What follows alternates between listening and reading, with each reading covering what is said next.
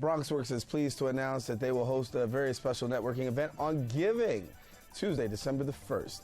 The Feed, Shelter, Teach, Support Giving Tuesday network event is the first of its kind for BronxWorks. It will formally kick off the year-end giving season while raising awareness for BronxWorks programs as well as the mission. Here now to tell us more is Development Director Ken Small, and every time I see you, it's a reminder of how long we've been doing this here. Too many years, Darren, but it's always good to see you. Good to see you. It's always good to be on Open. Good to see you. December 1st, big time for you. Yes. As we said, and a celebration for you guys, but at the same time, raising awareness for BronxWorks. Raising awareness for BronxWorks and also doing it in the context of the Giving Tuesday concept, which for many people is something fairly new. Giving Tuesday was first launched back in 2012.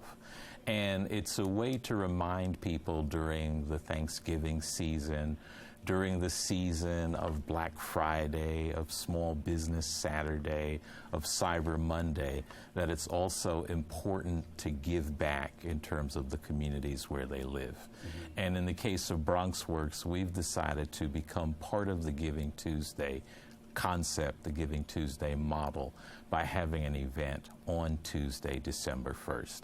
And it's to remind people of the work that BronxWorks does as an organization, but it's also to remind people that in this upcoming season of giving, it's important to give and to support the human service sector. You know, we take for granted, because like I said, we, had you on so many times, but we take for granted the fact that people may not know about BronxWorks. Mm-hmm. For somebody who's just watching right now, wants to know a little bit about BronxWorks, please share. BronxWorks is a multi-service organization. There are folks who may know us going way, way back as the Citizens Advice Bureau. We're an organization that's been here in the Bronx since 1972, and our mission is a simple one. It's to improve the economic and social well-being of Bronx residents, in particular those who are low income.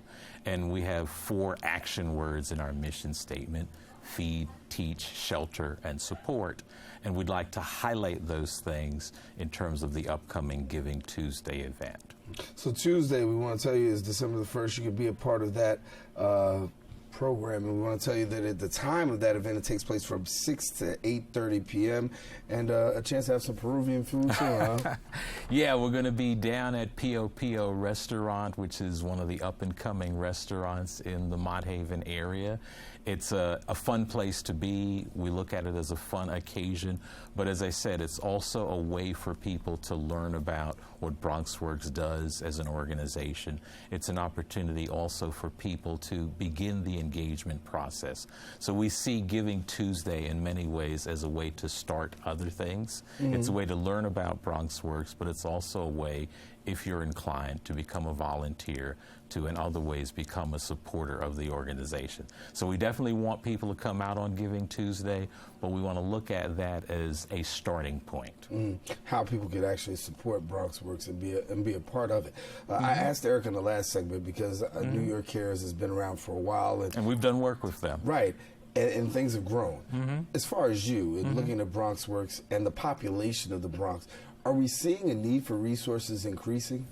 You know, it's interesting because I think with all the good things that have been happening in the Bronx, we also have to keep in mind that there continue to be groups of folk who have need, groups of folks who require assistance. And BronxWorks has been here in the Bronx since 1972. We've seen lots of changes in terms of the demographics of our communities. We've also seen lots of good things happening, but there's also this persistence of poverty. And yes, folks have changed, communities have changed. We've seen influxes in terms of new population groups. And with those new groups coming in, there are always needs that have to be addressed. So BronxWorks has adapted as the Bronx has evolved over the course of the last 40+ years. And so if you want to be a part of this very special gathering to raise awareness and then also help to, get some funds in there too to help BronxWorks. Raise awareness, raise funds, volunteer, and have a good time at Pio Pio. Right. Have you seen, because I know that with shrinking budgets and things of that nature, how have you guys been affected in terms of things lately? We know we've had this economic downturn and they say it's an upswing, but from your perspective, how have things been working as being able to service agency?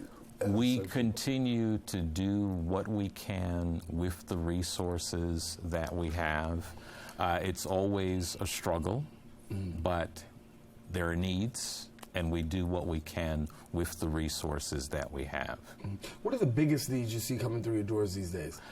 You know, you had a segment earlier today where you had David Lesh on talking about some legal issues and housing-related issues. Yeah. Housing for us has been historically an issue, a great issue, an issue that we've spent a lot of time and energy on. We're literally right next door to Bronx Housing Court and our largest community center. Each day we have folks wrapped around our community center looking to enter housing court because of a housing matter. And with many of the changes that are taking place here in the Bronx, housing continues to be a concern, in particular for the most vulnerable low-income folks. And many of those people wind up coming to BronxWorks offices seeking assistance in terms of resolving housing issues, housing matters that they may have. Another issue that we often see in terms of people coming to our offices is food vulnerability.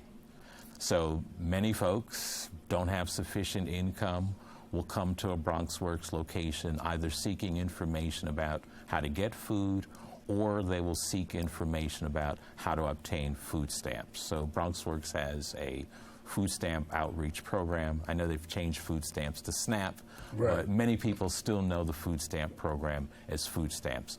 We've done a lot of work to help enroll people into the food stamp program so that they can gain access to food and not have it impact their incomes. Well, Giving Tuesday will give you an opportunity to learn a little bit more about what the work that BronxWorks does within the community, as well as giving you an opportunity to be a partner and show some support to an organization that, as Ken says, has been around since 1972. Long before we both ever took our posts here. But I want to tell people that if you need more information, please go to the website that was listed at the bottom of your screen, and there you can find out more about BronxWorks programs. And I'll let you get the final word, Ken. Okay. Also, in terms of Giving Tuesday, folks can go to our Facebook page, and if folks want to get quick information, give us a call at area code 646-393-4002. All righty. As always, good to have you, Ken Small. Thank you. Development Director at BronxWorks. Well, unfortunately, we are out of show, and it's been a pleasure coming to your homes. We want to thank our guests for joining us, but most of all, you, the viewer, for tuning in. Now, if you missed any part of today's show, you can catch the Recablecast at 5 and 10 p.m. on Cablevision's Channel 67. If you don't have that and you have Verizon Files, Channel 33, or you can watch us anytime on the World Wide Web at bronxnet.org. We encourage you to have a great week. Don't forget to keep your heart, your mind, and most of all, this channel wide open. Darren Jaime saying take care. God bless.